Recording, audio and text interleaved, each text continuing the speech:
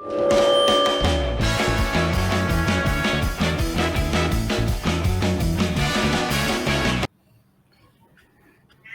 dia, tarde, noite, madrugada, pessoal, a depender do horário que você estiver assistindo. Selmo Cash aqui de volta, agora com o Elton Mesquita, que é roteirista, escritor e tradutor. Está aqui com a gente para bater um papo sobre a carreira dele, sobre a relação dele com a literatura, com os livros, com esses trabalhos mais puxados à literatura. E vamos ouvi-lo. Bem-vindo, Elton. Muito obrigado, cara, por aparecer aqui. Obrigado por me chamar também. Valeu mesmo. Tamo junto aí, que precisar. Obrigadão. Já eu percebi que eu não sei muito como, né? Ligou a câmera. Mas não, a gente dá um jeito. Você tem trabalhos como roteirista. Tem algum trabalho que você possa contar para a gente que você fez? Como é mais ou menos o trabalho do roteirista? Eu trabalho na Brasil Paralelo, né, como roteirista. E, como você deve saber, o meio do audiovisual ainda é bastante composto de pessoas mais identificadas com o espectro mais à esquerda, né, o audiovisual inteiro. Então, de certa maneira, a Brasil Paralelo fez um trabalho de meio que formação, né, de certos profissionais, e eu sou um deles, assim. Eu meio que aprendi o que eu aprendi fazendo, né? Porque, como você falou, eu também sou tradutor, e era o trabalho que eu fazia, era de tradução, né? Então, daí eles me deram uma chance, a gente fez um projeto juntos em 2020, e deu certo, e aí eu entrei para a equipe, né? E de lá para cá eu tenho escrito alguns documentários para eles. Eu fiz esse primeiro documentário que foi falando um pouco sobre os Estados Unidos e a guerra cultural nos Estados Unidos, né? Um pouco de geopolítica e tudo mais, que chama O Fim das Nações. Depois eu escrevi um sobre essas polêmicas envolvendo o meio ambiente, a Amazônia, sabe? Que se chama Cortina de Fumaça. Esses todos, a maioria está no YouTube, assim. Alguns foram só para a plataforma mesmo, não estão disponíveis, né? Eu escrevi um que chama Entre Lobos, que fala de segurança pública, né? O problema do crime no Brasil. E é um que eu gosto bastante, assim, é uma ferida, assim, que a gente tem, né? O problema da segurança pública e do crime no Brasil. Então foi bom, assim, poder falar e expor algumas das coisas por uma perspectiva que não é a perspectiva mainstream oficial, né? Mais recentemente tem um que está no YouTube que eu gosto bastante, que eu gostei bastante de ter feito, que é um sobre aborto, né? Que se chama Duas Vidas, e está disponível no YouTube para quem quiser assistir e tal, também novamente oferecendo uma perspectiva diferente do que se costuma ver. Então, basicamente, assim, esses são alguns dos trabalhos que eu tenho feito lá. Eu fiz um também escrevi um sobre a questão afinal, né, o que é direito no Brasil, como está direito no Brasil, se é que está, e a gente fez uma espécie de retrospectiva um pouco assim, desde a irrupção do Olavo de Carvalho no cenário, né, e a influência dele, e por outro lado também o pessoal liberal, né, do Instituto Mises e tudo mais, toda essa efervescência que começou lá nos protestos de 2013, né? E que foi tomando forma até o Bolsonaro ser eleito. Então, tem um documentário sobre isso também, que se chama A Direita no Brasil. Essas são algumas das coisas que eu tenho feito, assim, em roteiro, né? Deixa eu perguntar uma coisa que eu não sei mesmo. Documentário quando a gente assiste, tem aquela voz narrando alguma coisa, e aí vem a fala de alguém, vem entrevista com determinadas pessoas, e aí é o roteirista que vai dando a direção de como isso vai fluir, de como é que isso vai acontecer, você que vai escrevendo cena 1, cena 2, e tudo isso vai sendo filmado assim, de acordo com o que você escreveu, é mais ou menos dessa forma aqui. Ideal, acho que tem duas abordagens, né? A que eu tenho feito parte realmente de uma ideia, tipo uma tese, um conceito que você cria e que geralmente é uma metáfora, né, que possa servir como uma espécie de simplificação, mas ainda mantendo a força simbólica daquele tema. E aí você usa essa metáfora, você vai desfiando essa metáfora numa narrativa e parte de algo escrito como uma tese, né? Mas tem uma outra abordagem também que seria mais você primeiro reunir todo o material de entrevistas, né, e de filmagens e deixar que esse material vá se ajustando as suas partes entre si de forma que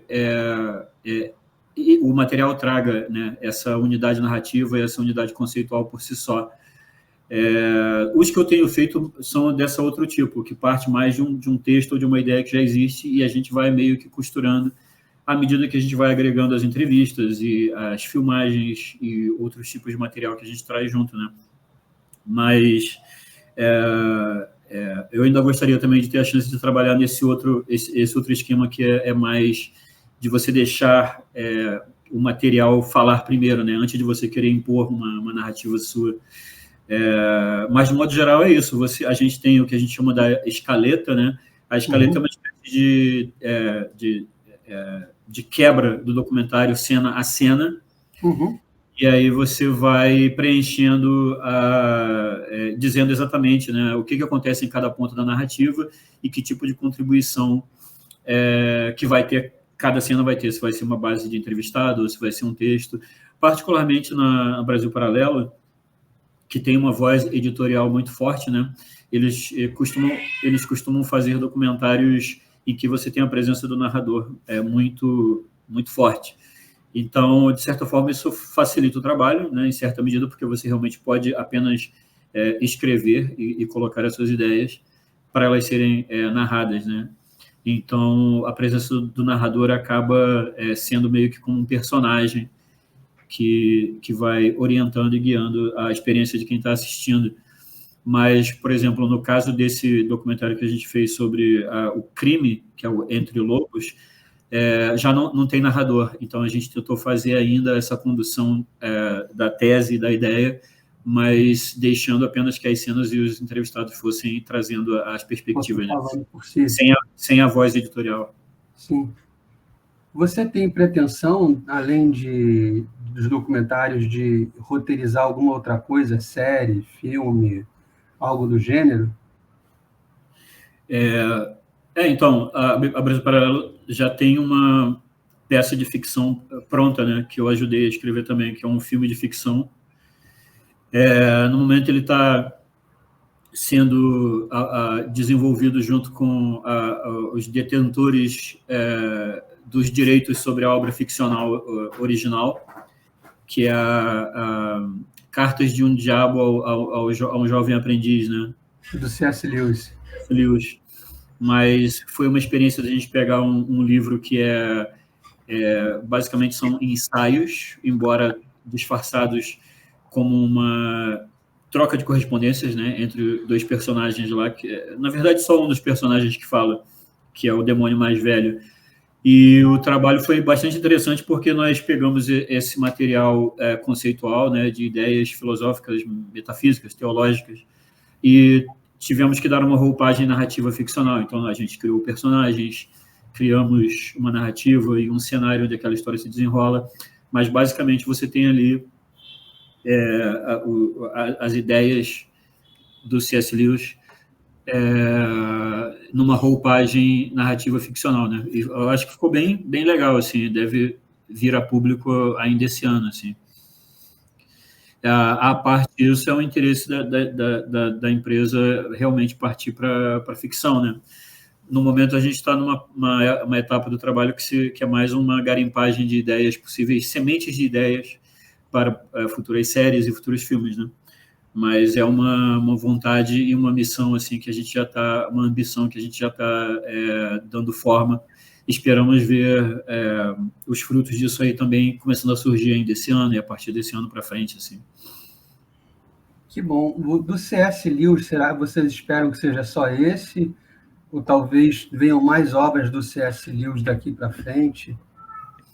Assim, na verdade, falando apenas por mim, apesar do trabalho de adaptação ser muito interessante e desafiador, né, de um jeito bom, porque você, como eu te falei, a gente tem que meio que criar um ambiente, né, onde essas ideias deixem de ser apenas ideias e conceitos e adquiram uma carga dramática, né, da vida vivida, dos dramas, dos personagens e tudo mais.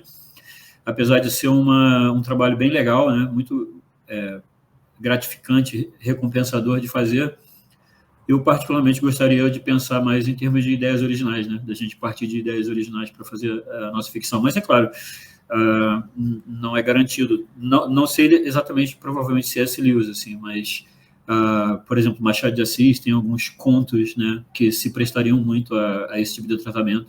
É sempre uma possibilidade. Eu, particularmente, gostaria de tentar a mão mais em termos de ideias originais, né, mas vamos ver o que o futuro reserva aí. Você mesmo tem coisas que seriam boas, escritas por você, que dariam boas histórias, seriam bons de filmar? Você acha que tem histórias suas que seriam legais de filmar, alguma coisa assim, uma produção própria? Assim, eu como escritor, eu não me considero assim escritor, sabe? Ocasionalmente eu estou escritor. Eu já escrevi muito, como todo mundo, eu acho. Teve uma época na internet, da época dos blogs, né?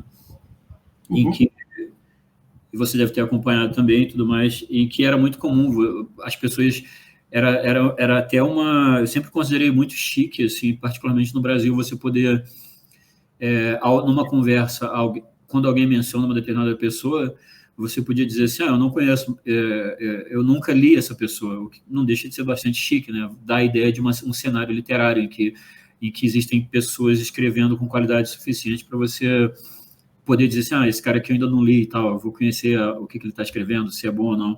Era uma época muito que isso podia acontecer, era muito efervescente, assim, né, muito dinâmico, e nessa época eu escrevia bastante, mas aí, enfim, outras coisas aconteceram, outros interesses.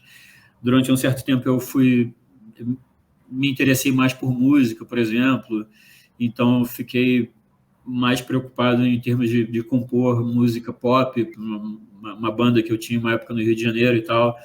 Então, a escrita sempre teve presente na minha vida, mas de alguns anos para cá não com tanta força, assim, né? Então, de tudo que eu escrevi, eu creio que talvez fossem coisas muito idiosincráticas e talvez, não sei se dá para usar o termo experimental, mas certamente num circuito tão modesto quanto é o circuito audiovisual assim no Brasil, talvez não fosse o melhor tipo de material para começar a tentar uma adaptação assim para o cinema, sabe? Porque uma coisa que eu noto e é um pouco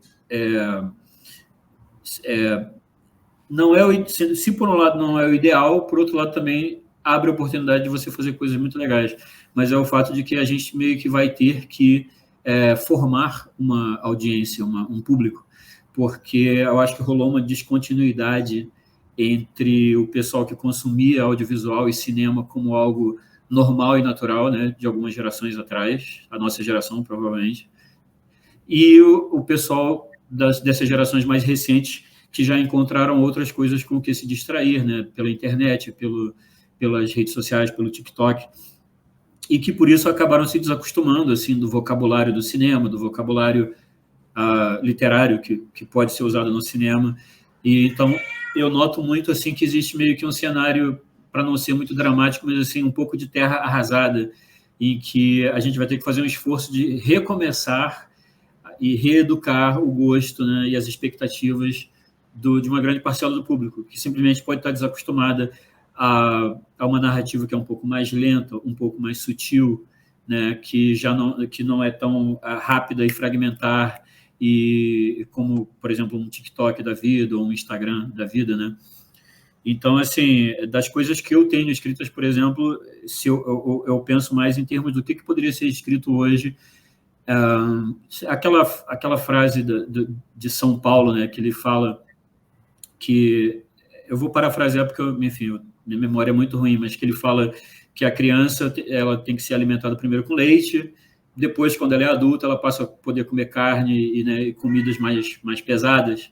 Então, acho que o público talvez esteja um pouco nessa parte de ter que ser alimentado como uma criança, né, com leite e tal, para poder depois, quem sabe, vir a consumir coisas um pouco mais diferentes e tal. Então, assim, eu não considero nada do que eu escrevi como algo possível ou interessante de virar algo audiovisual.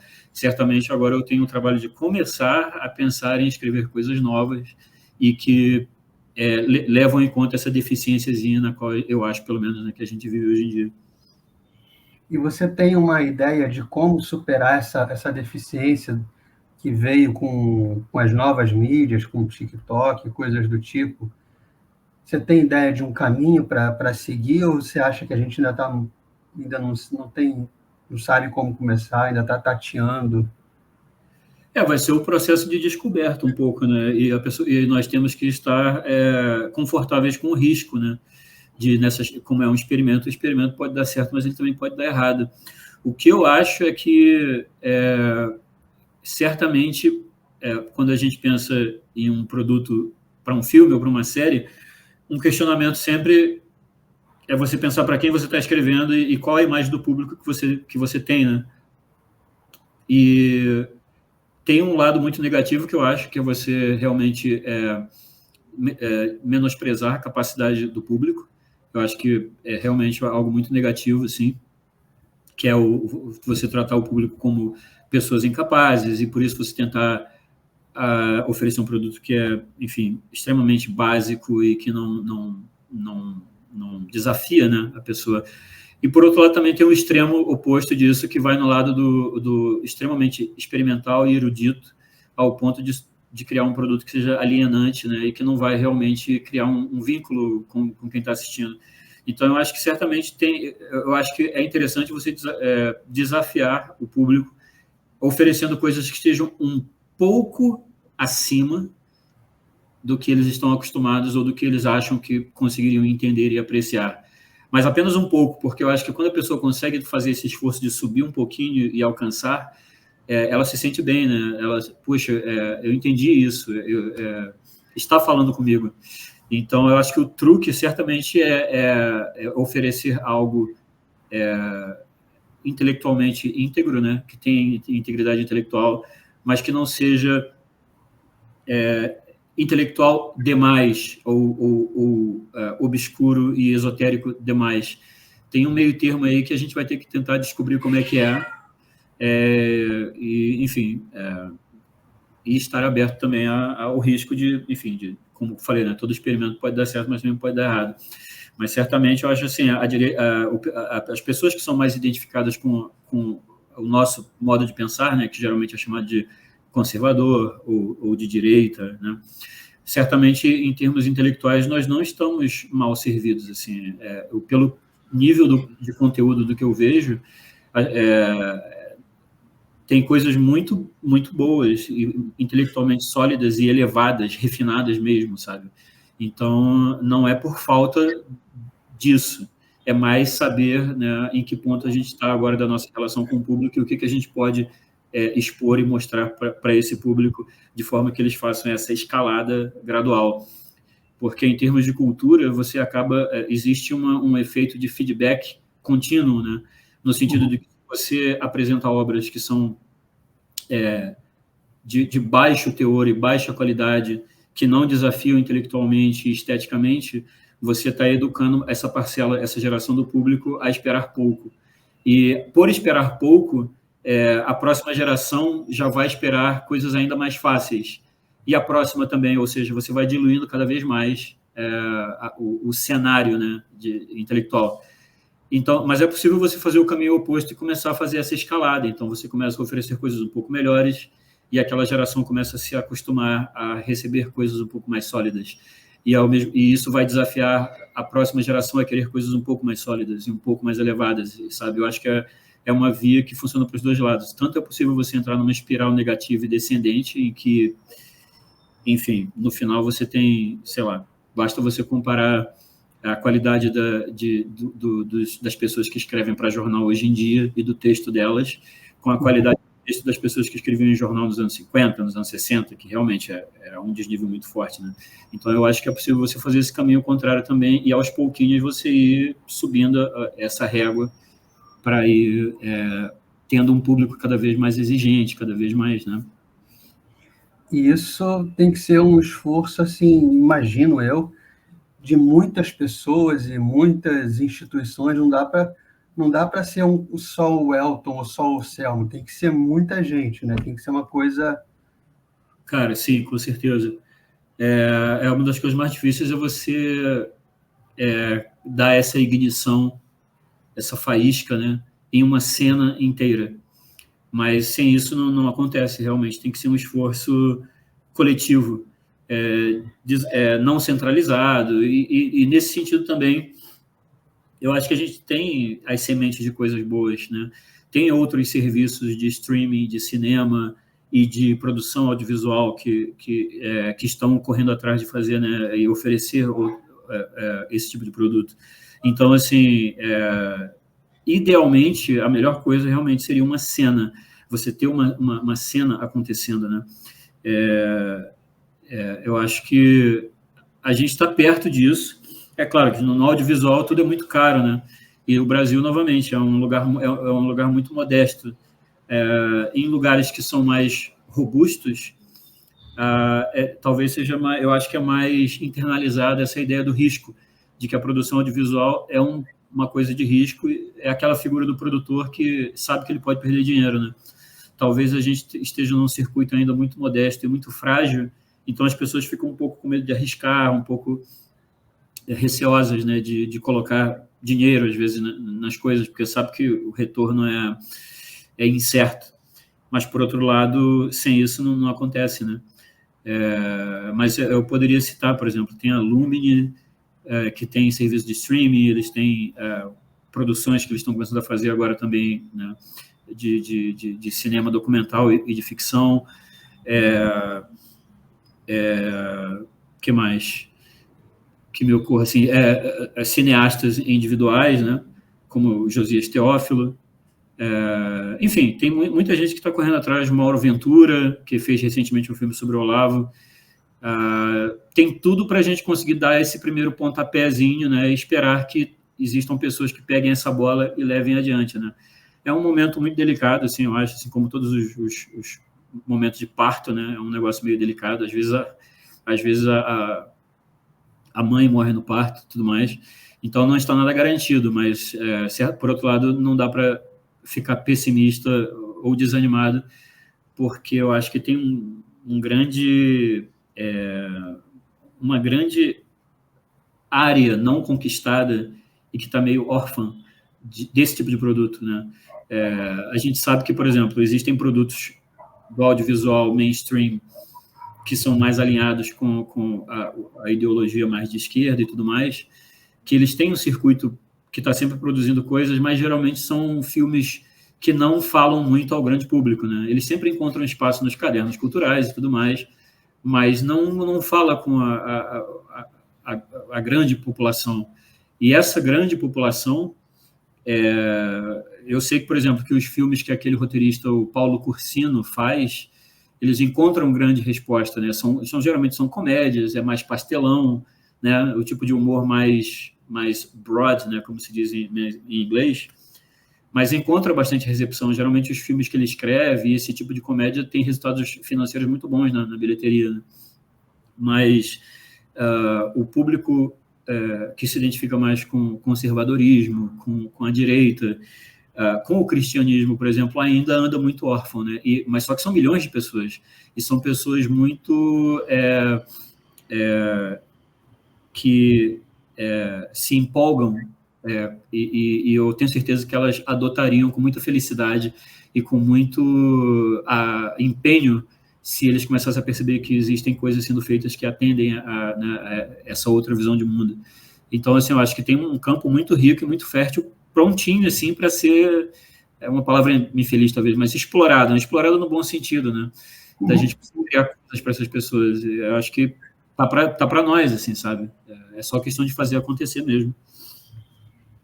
Entendi. Isso Isso me lembra um pouco Tropa de Elite, que, em termos de mensagem, é um tiro que saiu pela culatra e acabou ficando uma coisa boa, entre aspas, para um lado mais à direita, né? Sim, sim. Apesar da intenção ter sido outra. Sim. Apesar de eu já ter visto algumas entrevistas do pessoal envolvido com Tropa de Elite dizendo que, na verdade, não, que, na verdade, a intenção sempre, não, tipo, que eles sabiam o que estavam fazendo, eu não acho muito convincente, não. Eu realmente acho que, como eles partiram de uma abordagem que era próxima do documentário, porque o Padilha ele tem um olhar muito documental, né? E ele tinha feito muitos documentários antes. Acho que eles não perceberam que, ao aplicar esse olhar documental e puxar o ponto de vista para o policial do BOP, fatalmente o que você ia ter no final era uma peça que ia falar para os anseios de uma população que se vê desamparada, desprotegida, e que tem raiva de bandido e por aí vai, né? Acho que eles talvez não tenham se dado muita conta disso. Então, mas o Tropa de Elite é um grande exemplo de que é possível fazer, sabe? E de que, enfim, dá dinheiro e rende Ibope e tudo mais. E aí, agora falta alguém financiar esse empreendimento no lado direito das coisas, eu suponho, para que se possa fazer esse tipo de coisa. Não sei se a Brasil Paralelo faria algo do tipo, né? Não exatamente um Tropa de Elite, mas alguma coisa com uma mensagem, uma ficção com uma mensagem semelhante. Particularmente, assim, que não seja uma cartilha, né? É, Porque muitos, infelizmente, artistas de esquerda, é uma generalização, claro, né? Mas de modo geral, acabam sendo muito seduzidos pelo lado da cartilha política, e as obras acabam começando a ficar um pouco de pequenas lições de moral muito evidentes e muito literais, né? E ninguém quer pagar R$ 50 para ir para o cinema para ter alguém apontando o dedo na cara e dizendo como a pessoa está fazendo tudo errado e que ela é fascista e que ela, sabe? Então, assim, por isso que eu acho que a gente tem uma oportunidade muito boa, porque o lado de lá, para dizer assim, né, de certa maneira, esqueceu um pouco como contar histórias envolventes com pessoas humanas e dramas humanos que possam ser reconhecíveis, e estão apostando muito em um tipo de preocupação que faz parecer que a gente está vivendo na Suécia ou que a gente está em Berlim, sabe? Uma coisa muito afastada da nossa realidade do dia a dia, pois é. Então, assim, interesse existe, mas, novamente, assim, trata-se de uma das áreas de produção que é das mais caras, né? sim. Então, é uma pena, né, que ainda a gente não tenha acertado com uma maneira de pegar toda essa vontade e essa frustração que existe de não ter esse tipo de material sendo criado, né, mais frequentemente, e fazer com que pessoas que tenham os meios de financiar isso essa mentalidade não existe muito no Brasil ainda, infelizmente, né? Senão, as pessoas não pensam muito no mecenas, né? No indivíduo que financia, vai ser sempre na cabeça das pessoas o Estado, né? Então, até a gente conseguir trazer essa possibilidade de uma forma mais evidente para as pessoas, o meio que a gente tem ainda, que infelizmente não é dos melhores para isso ainda. Exato. Deixa eu perguntar uma coisa. Eu estou vendo aqui que no site da editora Eclese, acho que fala Eclese, primeiro você tem um livro aqui, Espério Garra de Aguilhão. O Tom Mesquita, é você mesmo, não é um homônimo não, né? Sou eu mesmo. Do que trata o Espério Garra de Aguilhão? Esse é um livro de fantasia infanto-juvenil. Uhum. É um livro que eu escrevi há muito tempo, devia ter uns 23, 24 anos por aí, sabe? E só que ficou... eu tentei oferecer para algumas editoras na época, mas assim como o mercado de audiovisual no Brasil é muito tímido e muito modesto, da mesma forma o mercado editorial também é muito tímido e muito modesto, né? Então, obviamente, era uma história um pouco maior, devia ter perto de 400 páginas, e para você oferecer um livro assim, de um autor desconhecido, começa a ser um negócio um pouco arriscado. Então, acabou que eu nunca tive resposta, assim, ninguém nunca se interessou em publicar. E eu meio que deixei de lado também, assim. Só que aí, recentemente, por causa do canal Brasileirinhos, né, acabou que eu fiquei um pouco mais conhecido nesse círculo da direita, o suficiente para justificar uma editora de pensar assim, vamos lançar isso aqui e tal, aproveitar que agora tipo, as pessoas já sabem um pouco mais quem você é e tal, e aí eles publicaram esse livro, mas é uma história completamente descompromissada em termos de grandes mensagens morais ou de um alicerce metafísico sério, assim, é realmente uma história escrita com interesse só de distrair e entreter, né? Muito no espírito, assim, de histórias de aventura como Conan, o Bárbaro, ou, enfim, outras obras de fantasia, assim, né? Que, muito daquele espírito de aventura de desenhos animados dos anos 80, né? Sim, sim, sim. Fizeram parte, assim, bastante, né, da nossa imaginação, Thundercats, He-Man e coisas assim, né? Então, é um livro de capa e espada, digamos assim, né? Com elementos de magia, aventura, batalhas e monstros e tal. E foi lançado em 2021, se eu não me engano. E você, Robert E. Howard foi uma grande influência, já que você falou no Conan? Então, eu nunca li nenhum dos contos, né, do Robert E. Howard. O que chegou para mim do Conan foi pela via dos quadrinhos, né? Sim, sim, sim, eu também li muito. Sim, então assim, a influência mais dos quadrinhos, trazer aquele mundo semi-bárbaro, né? Em que ainda existe magia e o livro começou com uma ideia de escrever um conto de fadas, e um conto de fadas é uma história um pouco bem mais simples e reduzida, né, em termos de complexidade, em termos de tamanho, só que à medida que eu fui escrevendo ele foi ficando maior e um pouco mais denso e mais complexo e acabou virando uma outra coisa, né, um pouco mais, talvez um pouco mais violento e tudo mais.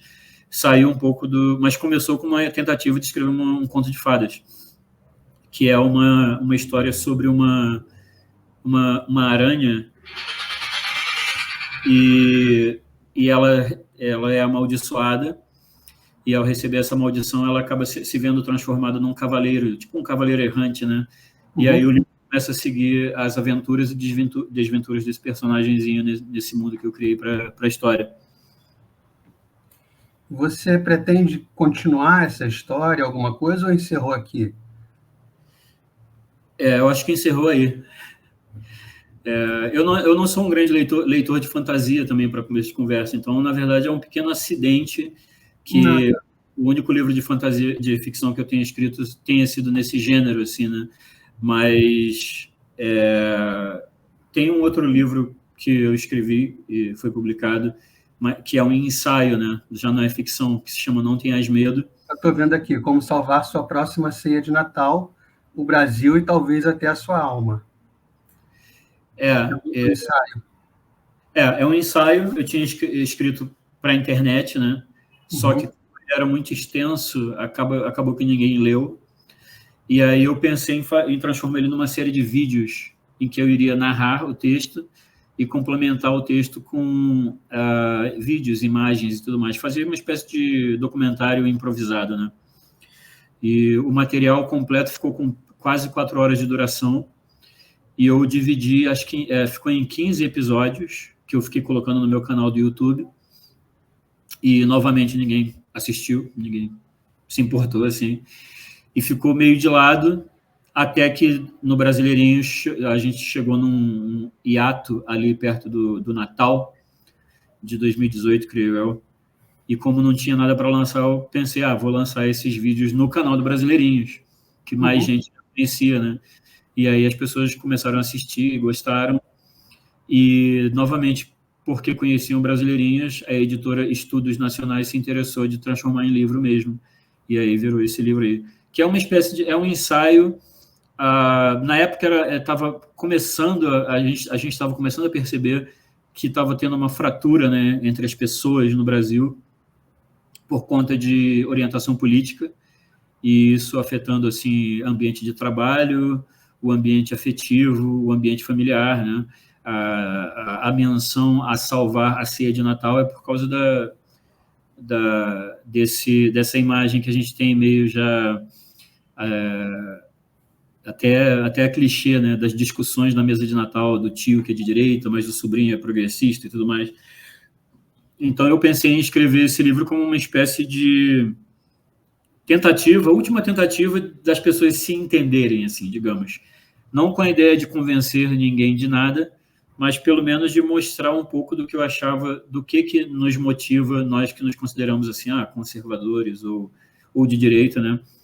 De forma a mostrar, tirar um pouco desse medo e dessa hostilidade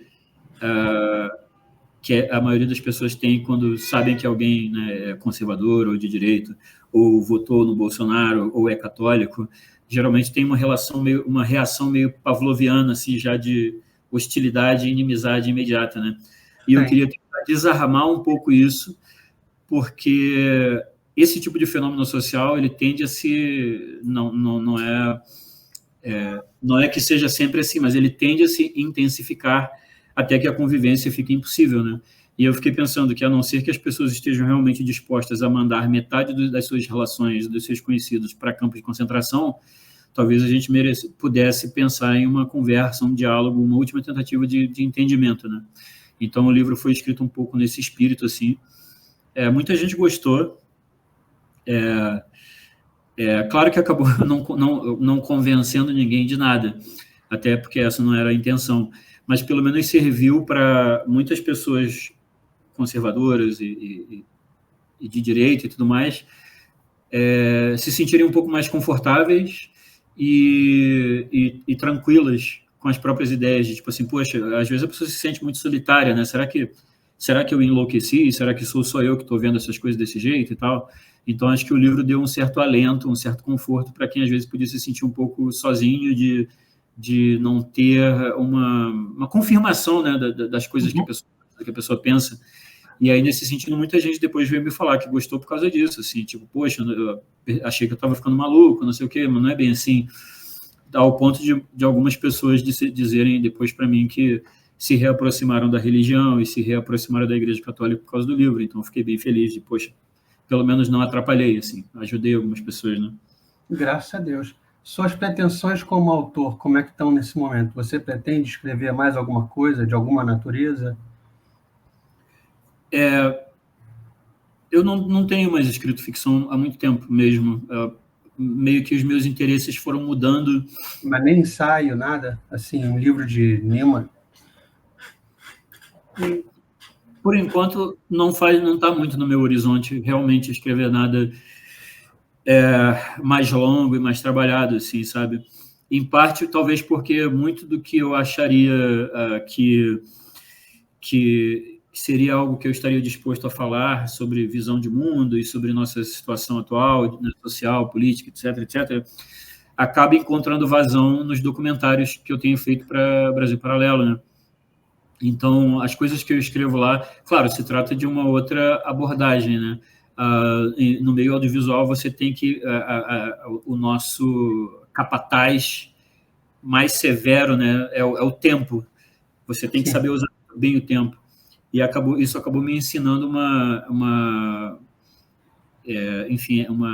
ideia de que como ser sucinto e como chegar ao cerne da questão que está sendo discutida da maneira mais rápida, né, e mais eficiente possível, enquanto que na literatura, como se trata também de uma empreitada estética, você não e também, enfim, a pessoa tem todo o tempo do mundo para ler aquele livro, né?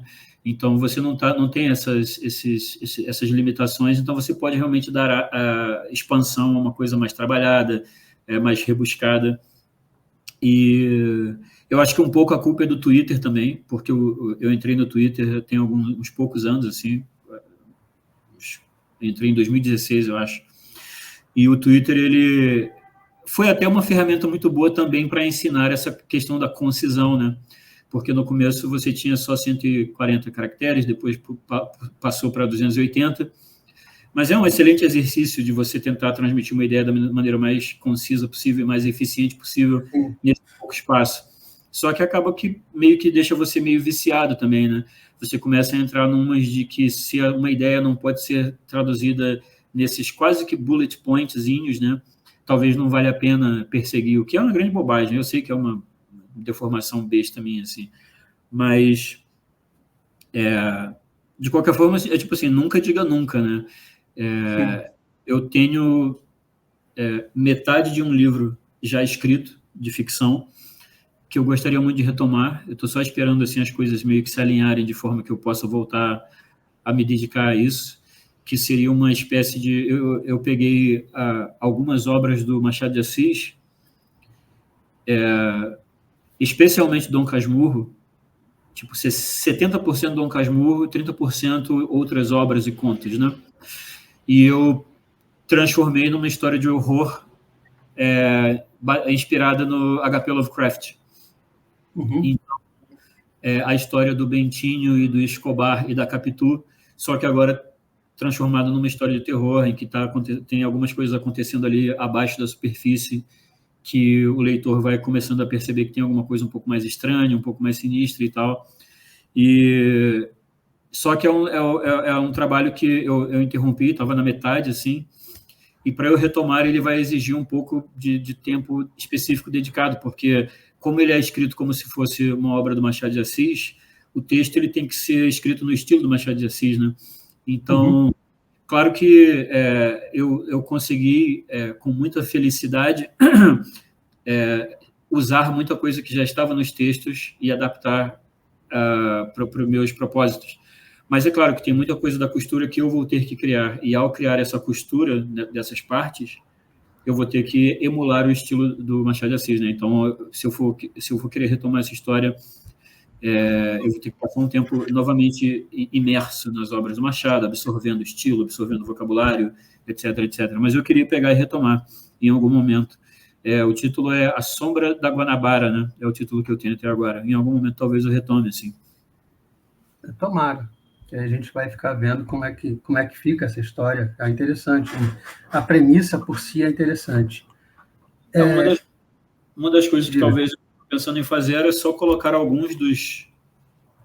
colocar os primeiros capítulos em algum momento na internet, só para testar, né, enfim, mostrar para as pessoas o que eu tenho até agora, assim, e medir um pouco da reação e do interesse e tudo mais, assim. Talvez eu faça isso um pouco.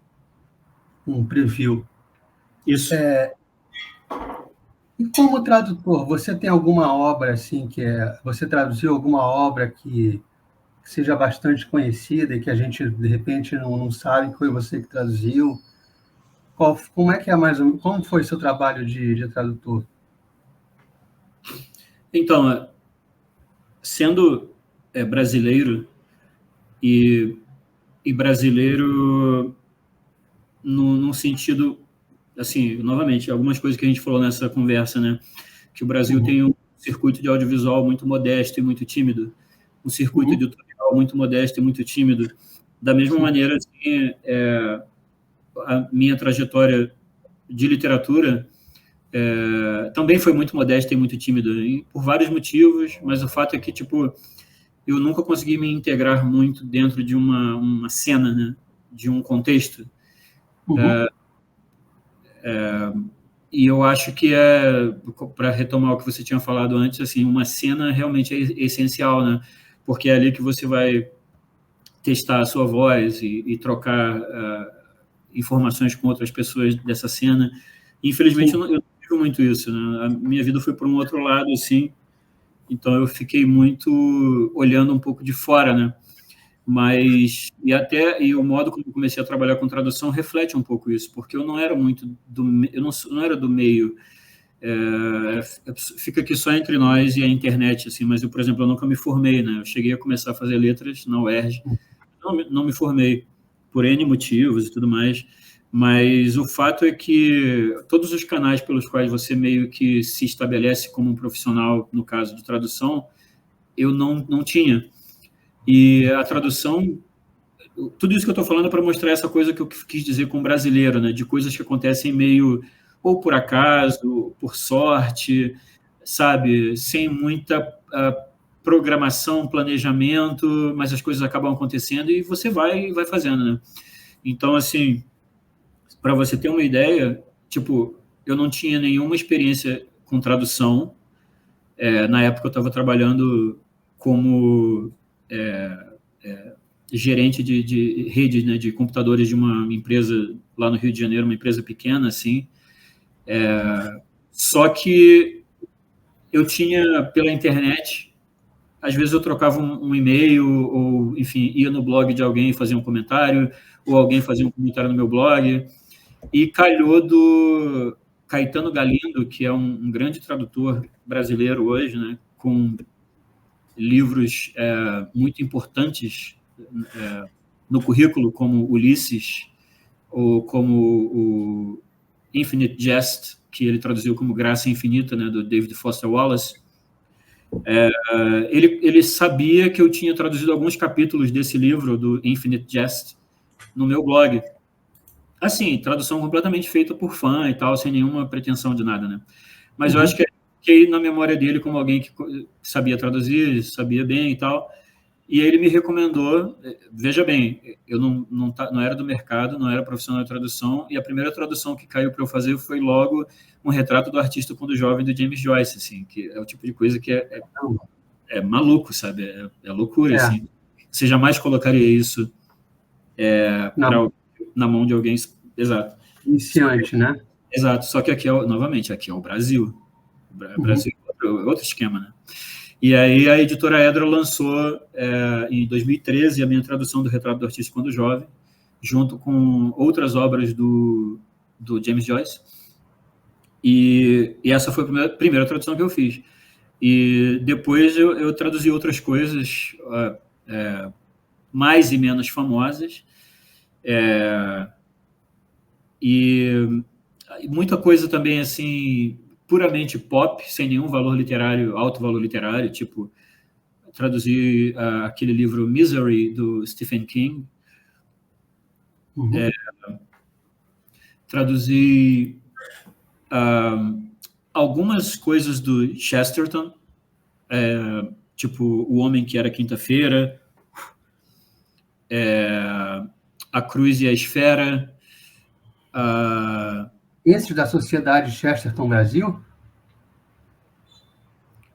Cara, eu acho que sim. Eu creio que sim.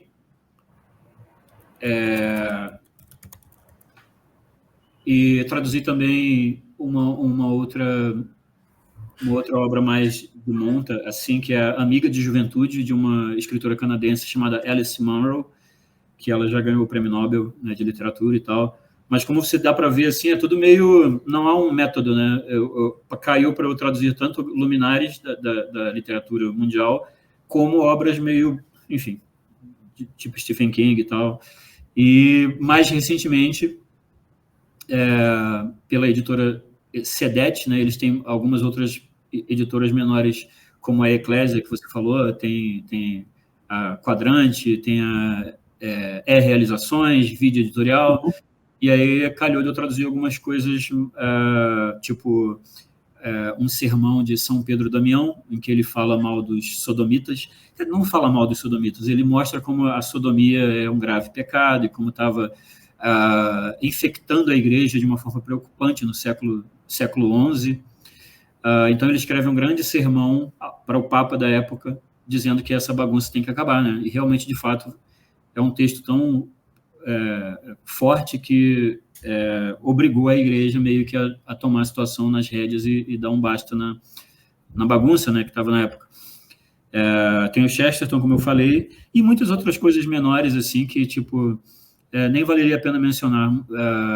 Mais recentemente também eu traduzi um livro chamado 1979, que é uma espécie de 1984, só que particularmente focado nas questões que realmente importam, as questões espirituais, né?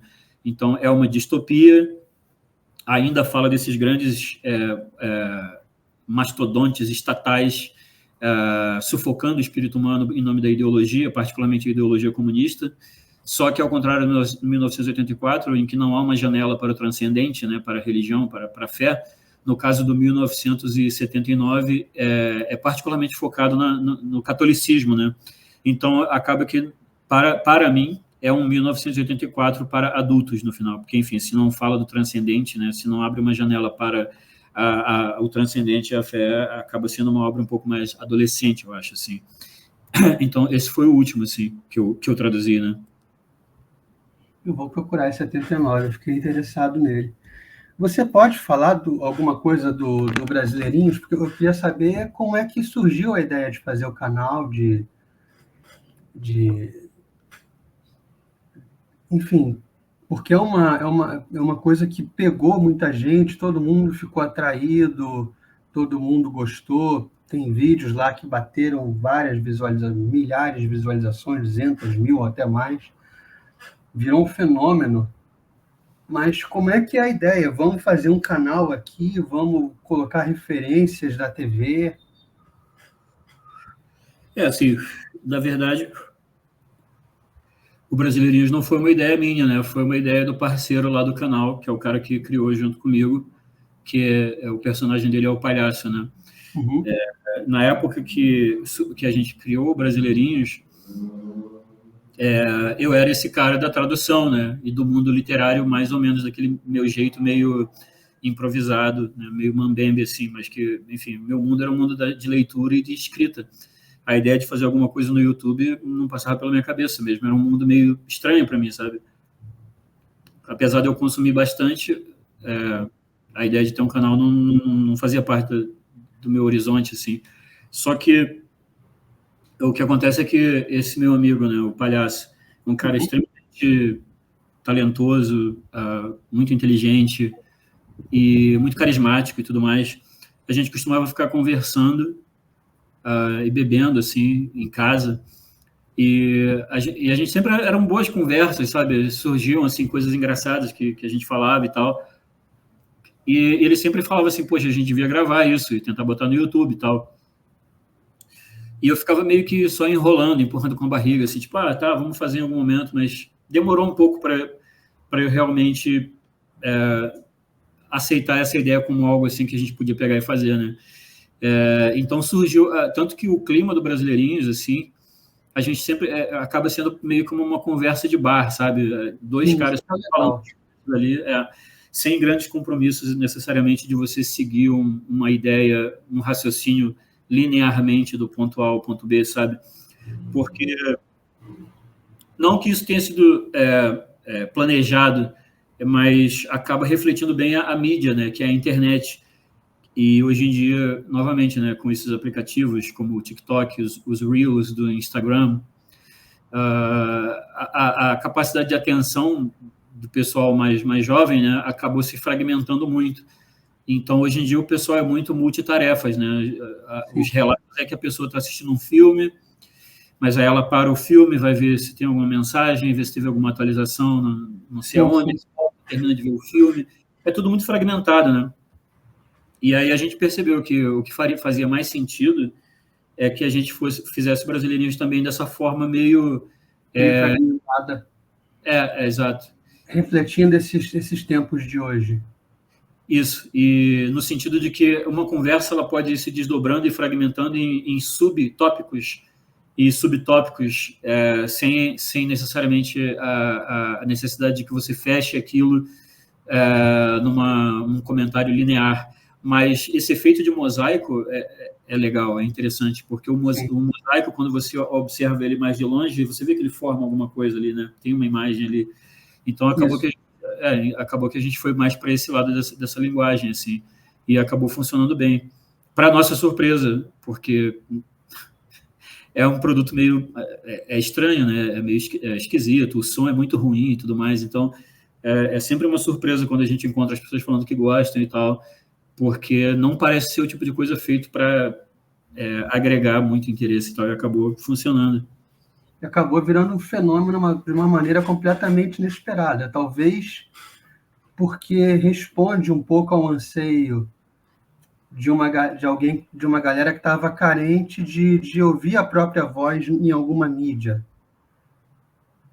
Sim, sim, eu acho que particularmente produtos de mídia profissional, feitos de forma profissional, eles têm um verniz, e particularmente um verniz editorial muito forte, no sentido de que todo mundo está sempre se policiando internamente para não dizer certas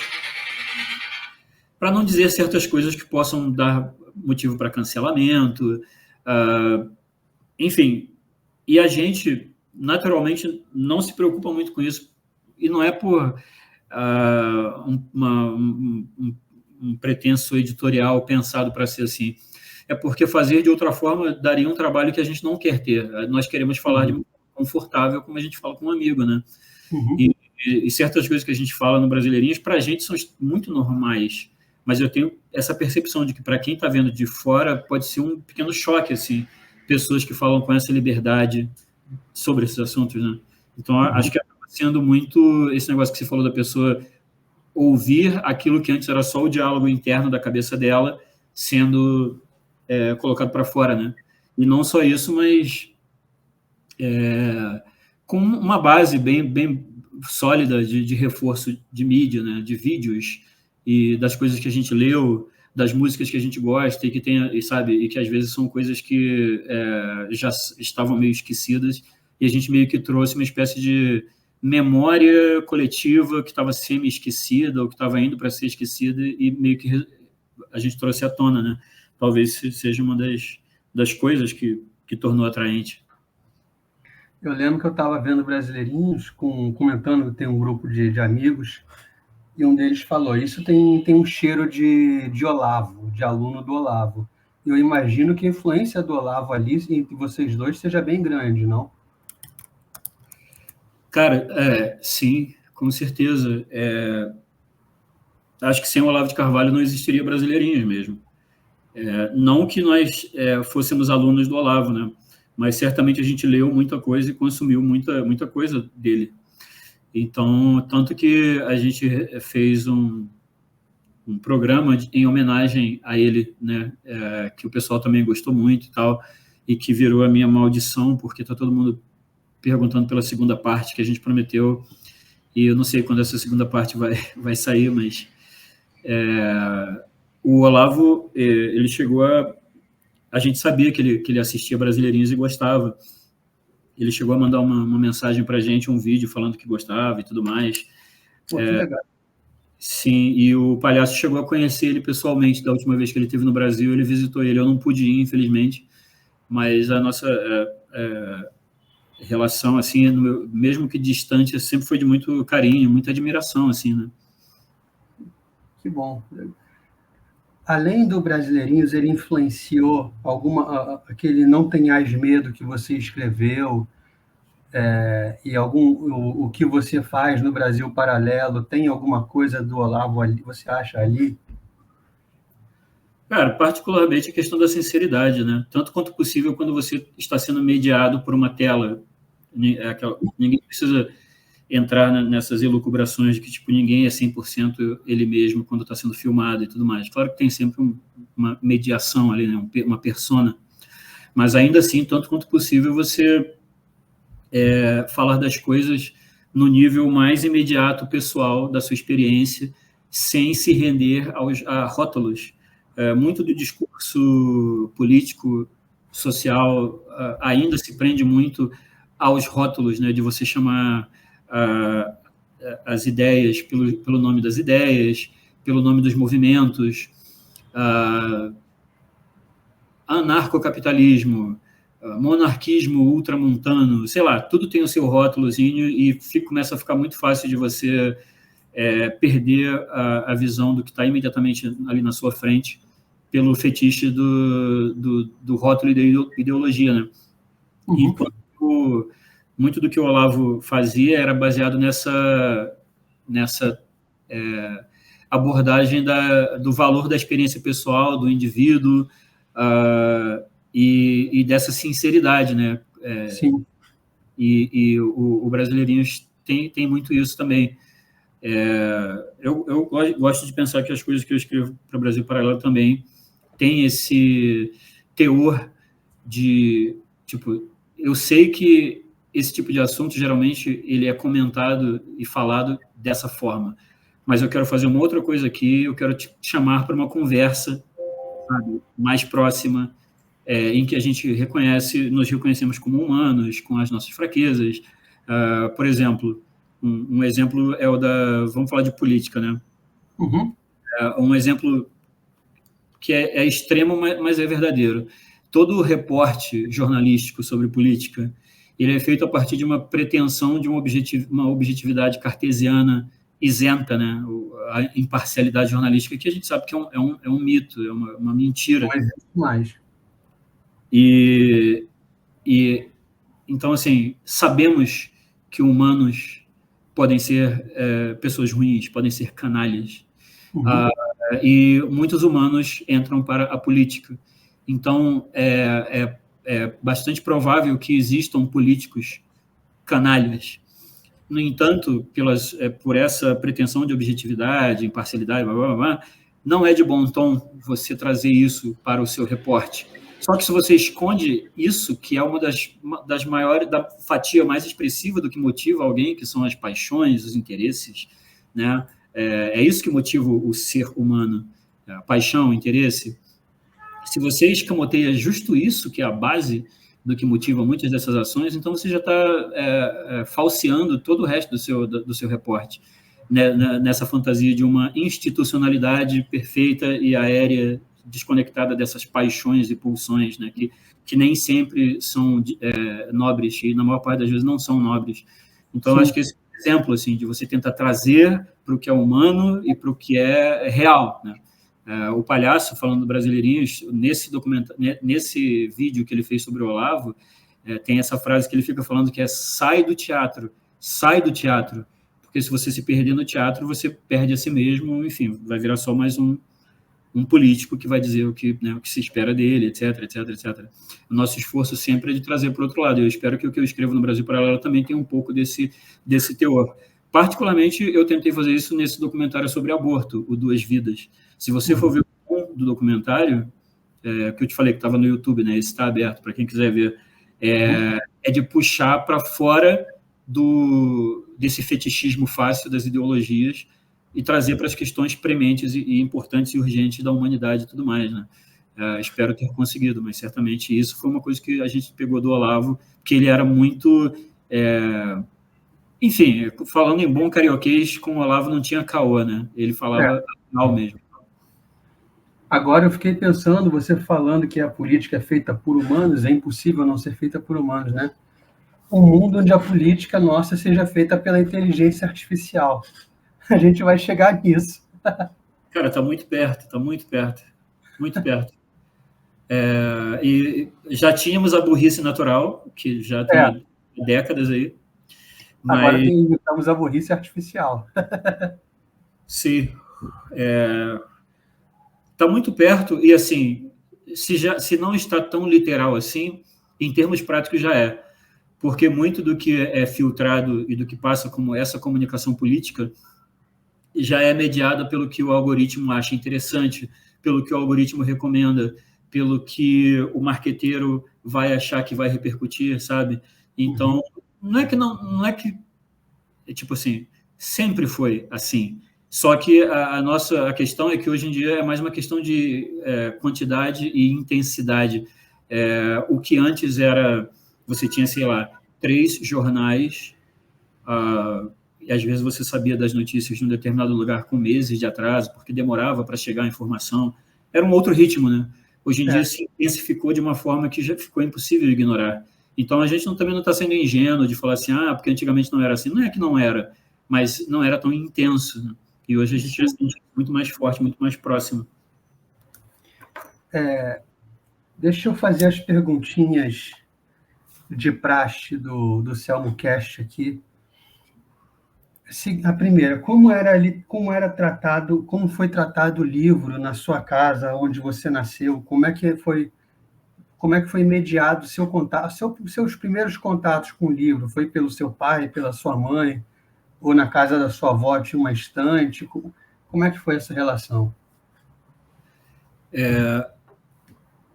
A minha relação com livro e leitura foi através da prefeitura municipal lá da minha cidadezinha no Maranhão, chama Chapadinha, a cidade.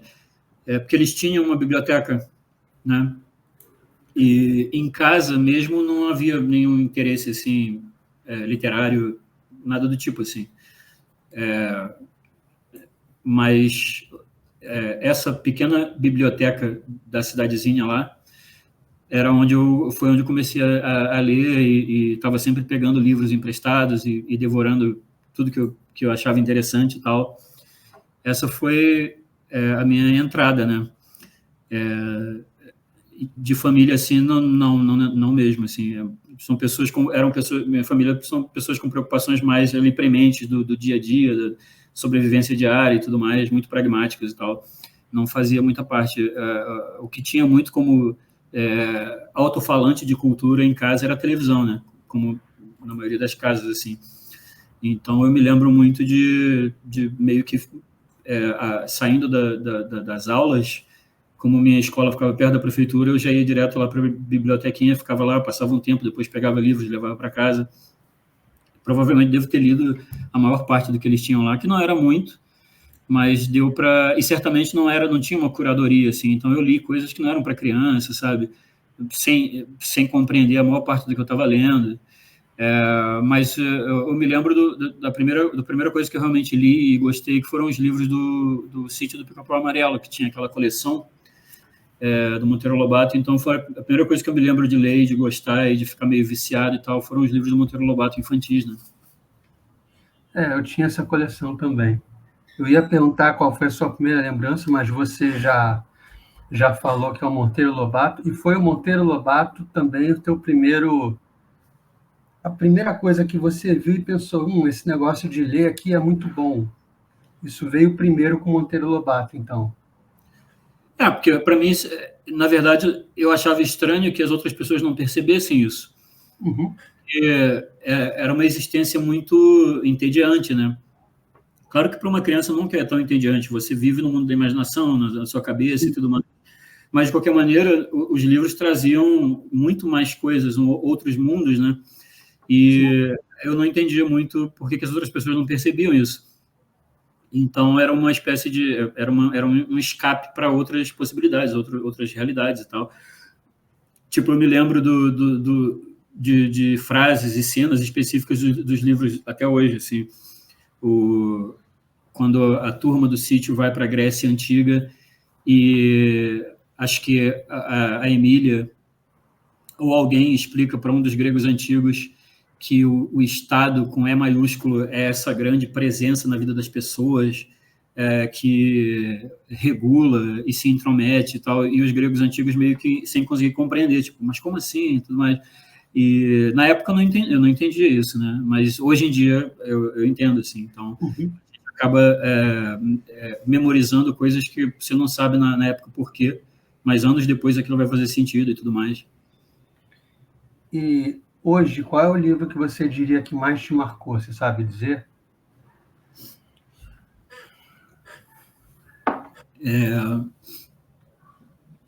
Assim, não é um livro de ficção. Tudo bem.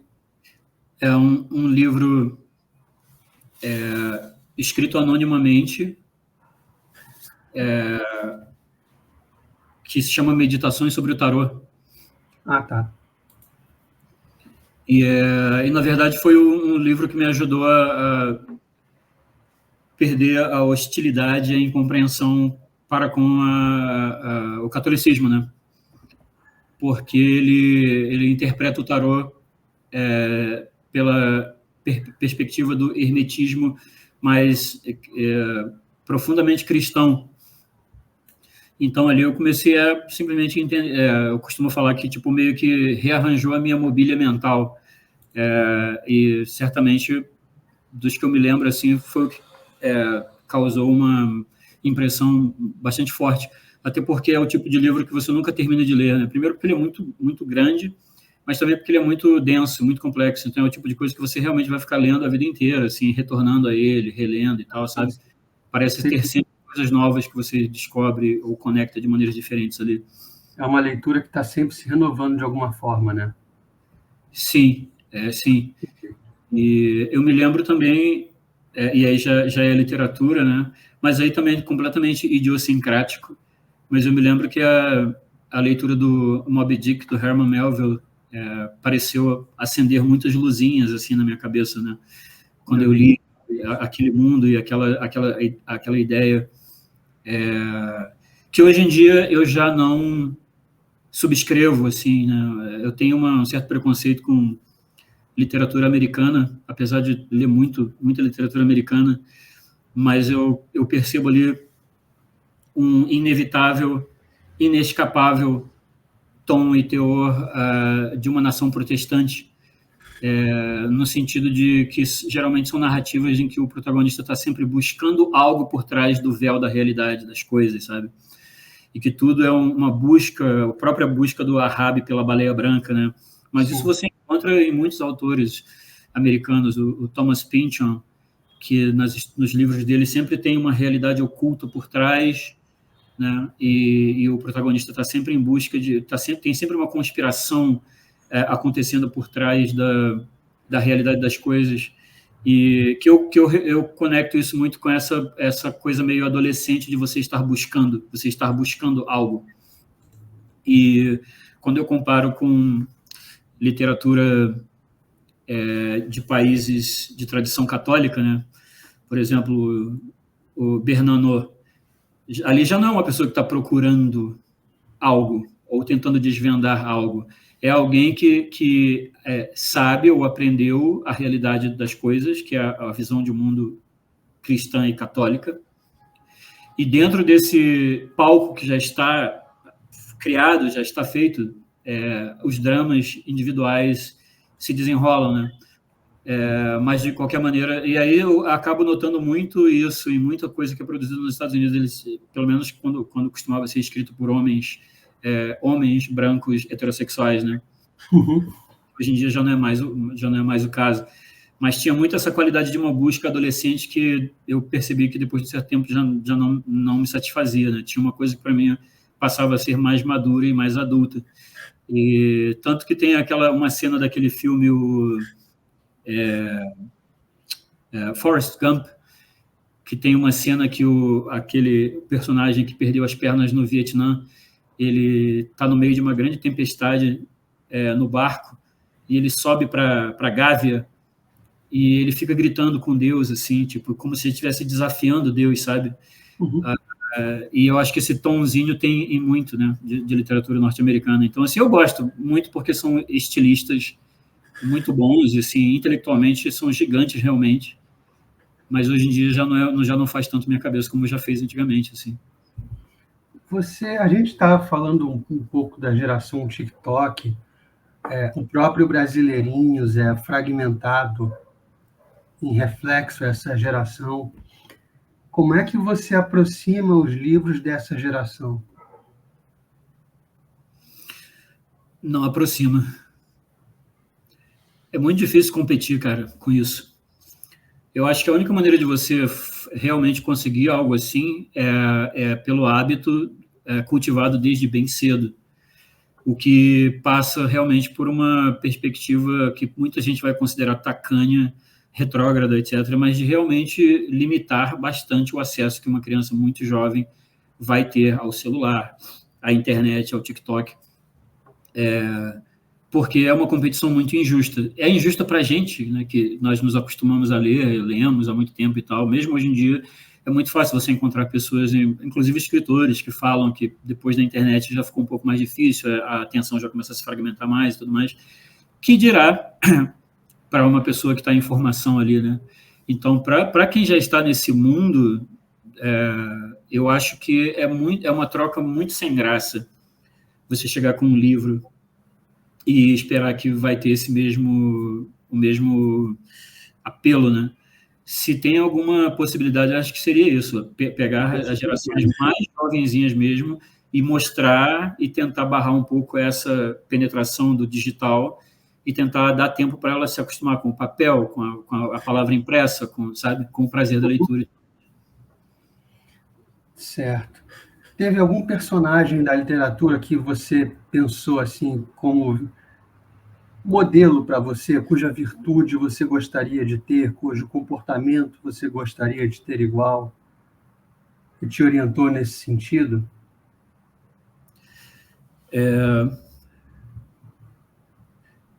Não, não creio que tenha tido assim um traslado assim literal de algum personagem que Novamente, né, falando de literatura americana, tem uma tradição de literatura picaresca em que os personagens eles meio que são jogados nas situações, uma série de situações absurdas, sobre as quais eles não têm muito controle. Então, o próprio Thomas Pynchon é um exemplo, né, desse tipo de personagem picaresco. Então, assim, sendo brasileiro e tendo tido essa experiência meio de uma vida não planejada e meio acontecendo à revelia das circunstâncias, né, meio, enfim, se tivesse um paralelo mais próximo seria esse tipo de personagem, que está sempre se vendo em uma série de situações sobre as quais ele não tem exatamente muito controle e de ele tentar fazer um sentido daquilo, assim, sabe? Uhum. Também seria alguma coisa mais ou menos assim, para esse lado que eu tentaria pensar. Tá certo. A literatura, como eu falo, ela não dá um benefício imediato, né? Você não lê um livro e ganha alguma coisa imediatamente. Mas você consegue imaginar algum benefício que você teve, assim, alguma situação que você escapou porque você viu num livro, alguma coisa semelhante? Você consegue pensar em algum benefício por ter lido literatura? Então, certamente não num paralelo tão perfeito assim, Uhum. mas eu acho que essa experiência, para mim, particularmente, virou meio que um chavão, assim, para mim. Nas conversas que eu tenho com as pessoas, talvez seja até meio chato eu ficar voltando nessa tecla e tudo mais, que é a questão do que a gente considera humano, né? De o que é humano e humanidade.